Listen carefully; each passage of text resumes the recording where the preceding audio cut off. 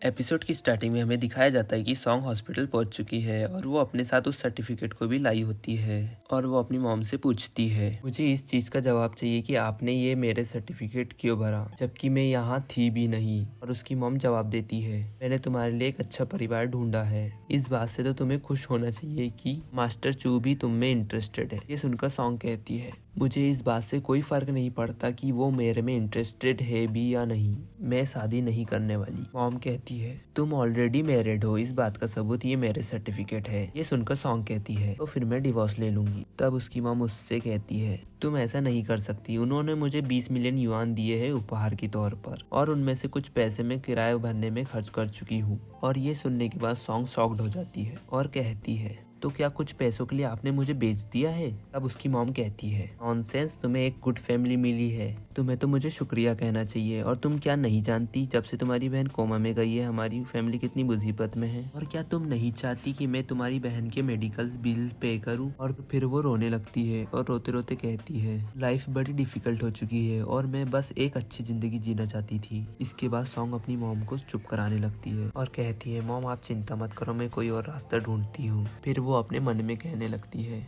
अगर सब ऐसा ही चलता रहा तो मुझे चू से बात करनी पड़ेगी और उससे डिवोर्स के बारे में बात करनी होगी। इसके बाद सीन शिफ्ट होता है और हमें चू का मेंशन दिखाया जाता है और वहाँ पर सॉन्ग आई होती है और एक बटलर उससे कहता है, प्लीज अंदर आइए, मास्टर चू आपका इंतजार कर रहे हैं लिविंग रूम में। इसके बाद वो अंदर चली जाती है और मन में कहती है, चू की फैमिली तो काफी रिच लगती है, ना जाने 20 मिलियन चुकाने में मुझे कितना टाइम लगेगा। चू सोफे पर बैठा हुआ होता है और सॉन्ग से कहता है, मैं उम्मीद करता हूँ कि तुमने अभी तक मैटर सॉल्व कर लिया होगा। और तब सॉन्ग चू से कहती है, मुझे माफ करना, मुझे कल ही इस बारे में पता चला जब मैं घर पहुंची। मेरी मॉम ने मुझसे बिना पूछे ये शादी फिक्स कर दी थी। और वो डॉक्यूमेंट दिखाते हुए कहती है, ये हमारे डिवोर्स के डॉक्यूमेंट है, इस पर तुम साइन कर दो, हम डिवोर्स ले सकते हैं अगर तुम्हें कोई आपत्ति ना हो तो।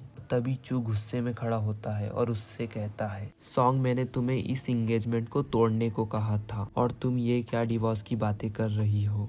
तब सॉन्ग कहती है, मैरिज या डिवोर्स ये सब तुम पे है। तभी चू उसका हाथ पकड़ लेता है और उससे कहता है, तुम होती कौन हो मेरे नाम पर डिवोर्स का धब्बा लगाने वाली? और जबकि हम हस्बैंड वाइफ है तो मैं तो फिर ये कर ही सकता हूँ। ये कहने के बाद वो उसे किस करता है और इसी के साथ ये एपिसोड यहाँ एंड हो जाता है।